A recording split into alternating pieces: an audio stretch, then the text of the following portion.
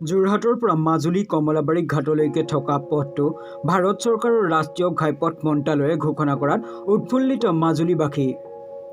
এই ঘোষণাক আদৰণি জনাই জিলা বিজেপিয়ে গড়মূৰত এক সংবাদমেলৰ আয়োজন কৰে। ৰাষ্ট্ৰীয় ঘাইপথ ঘোষণা কৰাৰ ফলত যোৰহাট মাজুলী দলং নিৰ্মাণ পথ প্ৰশস্ত হৈ পৰিল। কেন্দ্ৰীয় চৰকাৰৰ এই পদক্ষেপৰ বাবে মাজুলীবাসীৰ এক বহুদিনীয়া সপোন বাস্তৱত পৰিণত হোৱাৰ দিশে। এই সিদ্ধান্তক আদৰণি জনাই প্ৰধানমন্ত্ৰী, পৰিবহণ মন্ত্ৰী আৰু অসমৰ মুখ্যমন্ত্ৰী সৰ্বানন্দ সোণোৱালক কৃতজ্ঞতা জনাই মাজুলী জিলা বিজেপিয়ে। তাৰোপৰি বিজেপিৰ কৰ্মীসকলে আতচবাজি ফুটাই এনেদৰে আনন্দ কৰে এই সিদ্ধান্তক।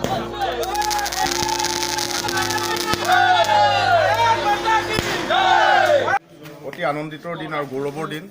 মাজুলীৰ পৰা প্ৰতিনিধিত্ব কৰি পেলাই অসম চৰকাৰৰ মাননীয় মুখ্যমন্ত্ৰী আসন অলংকৃত কৰা মাননীয় মুখ্যমন্ত্ৰী সৰ্বানন্দ সোণোৱাল ডাঙৰীয়াৰ নেৰানেপেৰা প্ৰচেষ্টাৰ ফলত যোৱা 17 তাৰিখে ভাৰত চৰকাৰৰ জোন ভি ৰাষ্ট্ৰীয় ঘাইপথ প্ৰাধিকৰণ বিভাগৰ তৰফৰ পৰা গেজেট নটিফিকেশ্যন জাৰি কৰিছে যে যোৰহাটৰ পৰা যি 37 নং ৰাষ্ট্ৰীয় ঘাইপথ আছে, এই ৰাষ্ট্ৰীয় ঘাইপথৰ পৰা মাজুলী যোৰহাট সংযোগী নতুনকৈ ৰাষ্ট্ৰীয় ঘাইপথ নিৰ্মাণ কৰা হ'ব।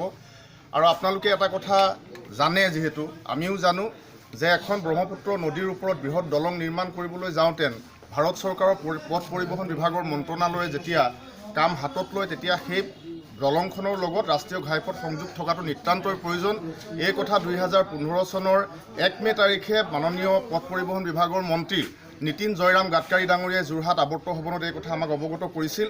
আৰু তাৰ ফলশ্ৰুতিত মাননীয় মুখ্যমন্ত্ৰী ডাঙৰীয়াৰ অহৰহ প্ৰচেষ্টাৰ ফলশ্ৰুতিত যোৱা 17 তাৰিখে এই অধিসূচনা জাৰি কৰিলে ভাৰত চৰকাৰে। আৰু আমি গৌৰৱান্বিত মাজুলী জনসাধাৰণ যে যিগৰাকী ব্যক্তিয়ে মাজুলীৰ মানুহৰ লগত, মাজুলীৰ বায়ু পানীৰ লগত বিলীন হৈ মাজুলীখনক কেনেকৈ বিশ্বৰ মানচিত্ৰ জিলিকাব পাৰি, তাৰ কাৰণে তেখেতে যোৱা 4.5 বছৰ অহৰহ প্ৰচেষ্টা অব্যাহত ৰাখিছে চৰকাৰৰ মুৰব্বীৰ দায়িত্বত থাকি। আৰু আজি সমগ্ৰ মাজুলীবাসীয়ে মাননীয় মুখ্যমন্ত্ৰীগৰাকীক ধন্যবাদ জনাইছে। আৰু সৰ্বকালৰ কাৰণে তেখেতে যাতে মুখ্যমন্ত্ৰীৰ আসনত জিলিকি থাকে, তাৰ কাৰণে আমি মাজুলীবাসী হিচাপে তেখেতক ভগৱানৰ ওচৰত প্ৰাৰ্থনা জনাইছোঁ। আমাৰ ইলেক্ট্ৰনিক আৰু প্ৰিণ্ট মিডিয়াৰ সন্মানীয় সংবাদদাতাসকল, ইতিমধ্যে আপোনালোকৰ আগত আমাৰ সাধাৰণ সম্পাদক দেৱব্ৰত দত্তই বিস্তৃতভাৱে আমি আপোনালোকক কি কাৰণে নিমন্ত্ৰণ কৰিলোঁ সেই বিষয়ে কৈছে। মোৰ বিশেষ ক'বলগীয়া নাই। আজি মাজুলীবাসীৰ বাবে সুখ খবৰ যে আমাৰ প্ৰয়াত প্ৰধানমন্ত্ৰী অটল বিহাৰী বাজপেয়ীৰ যি সপোন আছিলে কন্যাকুমাৰীৰ পৰা কাশ্মীৰলৈ, গুজৰাটৰ পৰা আমাৰ অৰুণাচল প্ৰদেশলৈকে আমাৰ ৰাষ্ট্ৰীয় ঘাইপথৰ এক সংযোজনৰ তেখেতে চিন্তা চৰ্চা কৰিছিল। এই চিন্তা চৰ্চাবিলাক আমাৰ সন্মানীয় ভাৰতবৰ্ষৰ প্ৰধানমন্ত্ৰী শ্ৰীযুত নৰেন্দ্ৰ মোদী ডাঙৰীয়াই বাস্তৱত ৰূপায়িত কৰিছে। মাজুলীৰ পৰা পৰাণজ্যোতি বৰাৰ report, news 24 north east, Guwahati.